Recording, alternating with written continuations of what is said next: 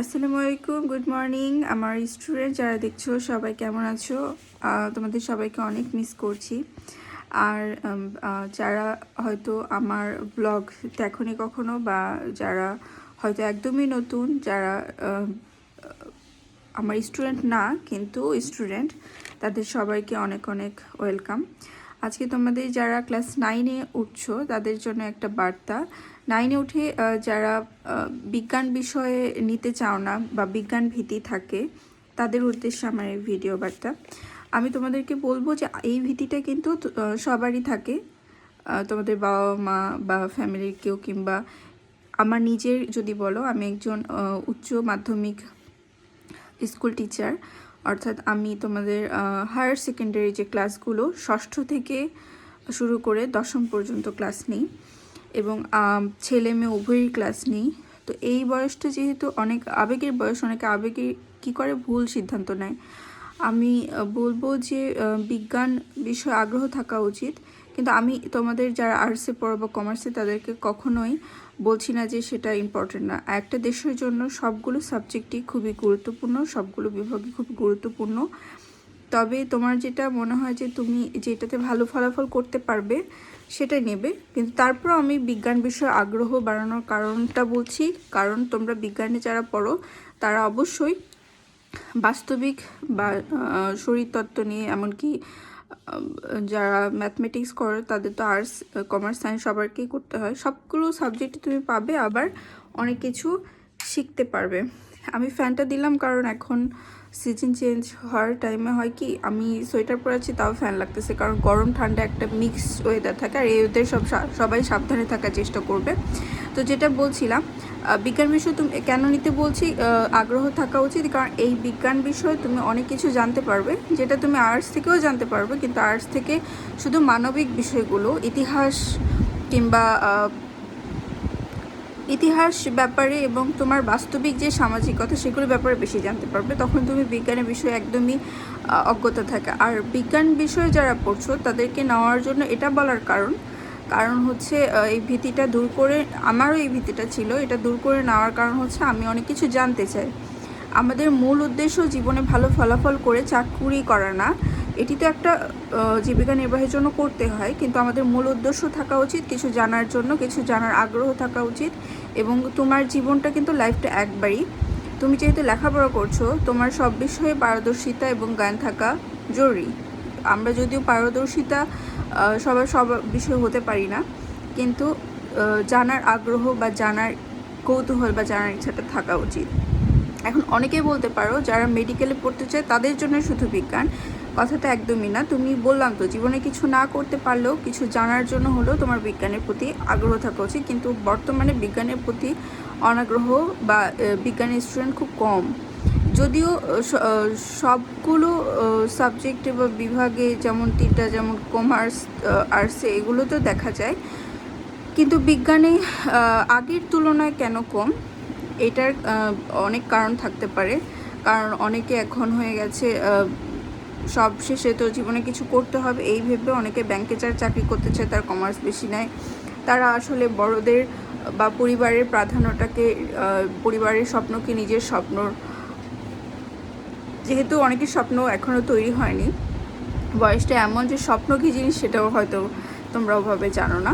তো তাদের জন্য অনেকে পরিবারের চাপে বা বড়দের কারো পরামর্শে কিংবা শিক্ষকের পরামর্শে তুমি ভালো যদি ফলাফল না করতে পারো, এই কথাটা একটা কথা দিয়ে তাদেরকে কি করা হয়, বিজ্ঞানের দিক থেকে দূরে সরে রাখা হয়। আমি তাদের উদ্দেশ্যে বলবো যে প্রত্যেকটা সাবজেক্টই অনেক বেশি মূল্যবান, অনেক বেশি ইম্পর্ট্যান্ট।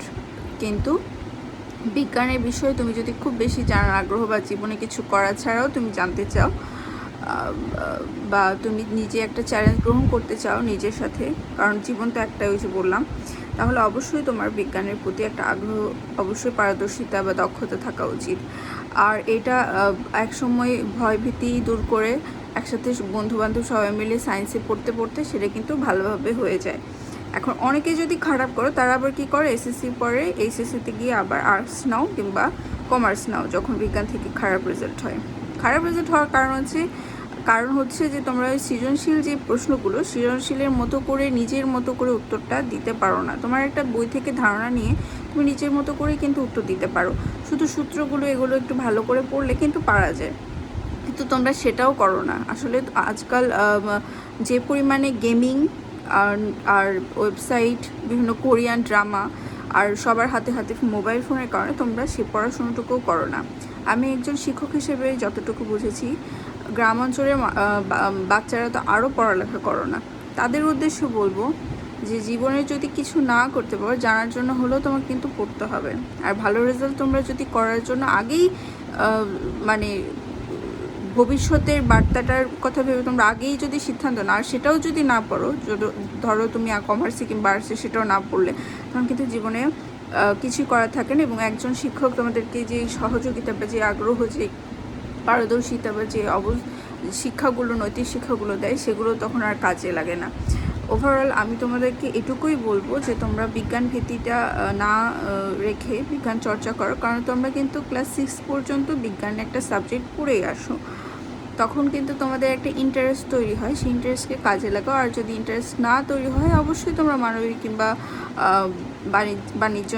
বাণিজ্যিক এই সাবজেক্ট নিয়ে পড়তে পারো, সেইটা আলাদা বিষয়। কিন্তু আমি বলবো যে তোমাদের অবশ্যই উচিত বিজ্ঞান বিমুখী না হয়ে বিজ্ঞানকে কাজে লাগিয়ে নিজের জীবনে অনেক কিছু করা। যেমন আমি একটা ছোট উদাহরণ দিই, যখন বাসায় কোনো খেলনা বা কোনো কিছু নষ্ট হয়ে যায়, সেখানে নষ্ট হয়ে যাওয়ার পর আমরা ব্যাটারি চেক করি, ব্যাটারির মধ্যে ব্যাটারিটা ভালো নাকি খারাপ সেটা বোঝার চেষ্টা করি, তারপরে সেটা ফেলে দিয়ে একটা নতুন হয়তো ব্যাটারি লাগাই। হ্যাঁ, তো জীবনটা এরকম, যদি তোমার ফলাফল খারাপ থাকে, তোমার কিন্তু দ্বিতীয় একটা সংশোধনের জায়গা আছে, সেটা হচ্ছে তুমি ইন্টারে গিয়ে তখন সায়েন্স না নিয়ে আর্টস কিংবা কমার্স নিতে পারো। এত বড় একটা সুযোগ থাকার পরও যদি তোমরা 9-এ উঠেই যদি বিজ্ঞান বিমুখী হয়ে যাও আর বিজ্ঞান না নিতে চাও, তাহলে সেখানে আমার কিছুই বলার নেই, এটা তোমার সম্পূর্ণ নিজের ব্যাপার। কিন্তু যদি তুমি বিদ্যালয়ে পড়তে চাও, জীবনে কিছু করতে চাও, তোমাকে চ্যালেঞ্জ গ্রহণ করতেই হবে, সেটা যে কোনো সাবজেক্টেই হোক, সেটা মানবিক হোক, বাণিজ্যিক হোক, যে কোনো সাবজেক্ট থেকে তোমাকে কিন্তু পরবর্তীতে আরও অনেক বেশি কঠিন পর্যায়ে যেতে পারে। আমার কাছে তো মনে হয় যে সায়েন্সের থেকে, বিজ্ঞানের থেকে মানবিক, বাণিজ্যিক এগুলো আরও কঠিন, কারণ ওগুলোতে কমার্সে প্রচুর ম্যাথ, আর্টসে তোমার থিওরিটিক্যাল যে তোমার মানে লেখালেখির যে কাজ আর জিনিস, যে ইতিহাস সালটাল মনে রাখতে হয়, এগুলো তো আরও কঠিন লাগে আমার কাছে। আমি যেহেতু বিজ্ঞানের স্টুডেন্ট, আমার কাছে হয়তো লাগে, তোমার কাছে হয়তো বিজ্ঞানের থেকে ওটা বেশি ইজি লাগতে পারে। এটা তোমার সম্পূর্ণ নিজের চেষ্টা বা নিজের চ্যালেঞ্জ গ্রহণ করার ক্ষমতা বা নিজের প্রেরণার উপরে নির্ভর করে। তবে আমি একজন শিক্ষক, তোমাকে প্রেরণার সবটুকু দিয়ে বোঝানোর চেষ্টা করলাম যে কেন বিজ্ঞান ইম্পর্টেন্ট। এখন এখানে অনেকে হয়তো দ্বিমত পোষণ করতে পারো যে কেন ম্যাডাম মানবিক, আর্টস কমার্সও তো অনেক ইম্পর্টেন্ট, সেগুলো ইম্পর্টেন্ট, কিন্তু আমি বলবো যদি জানার খুব বেশি আগ্রহ থাকে, জানার খুব বেশি লাইফে কিছু করার সাথে সাথে জানার চেষ্টা করা উচিত, তাহলে বেশি জানতে হলে তোমাকে অবশ্যই বিজ্ঞান পড়তে হবে, কারণ বিজ্ঞানকে আমাদের লাইফে কাজে লাগে বিভিন্ন ক্ষেত্রে সারা জীবন। তুমি তোমার নিজের শরীর সম্পর্কে জানার জন্য তো বিজ্ঞান জানতে হবে, তাই না?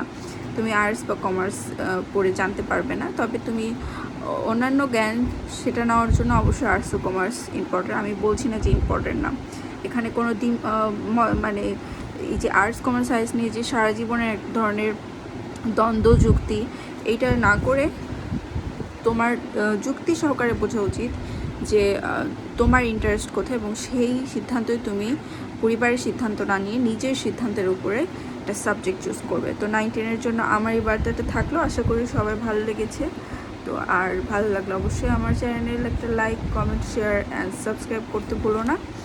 আর পাশে বেল আইকনের চাপ দিও, তাহলে অনেক ভিডিও আরও সামনে আসবে, সেগুলো শিক্ষামূলক ভিডিও, এবং তোমাদের কোনো প্রশ্ন থাকলে করতে পারো। তো আমার শিক্ষার্থীরা সবাই ভালো থেকো, সুস্থ থেকো, সাবধানে থেকো, কারণ হচ্ছে সিজন চেঞ্জ হচ্ছে। আল্লাহ হাফেজ।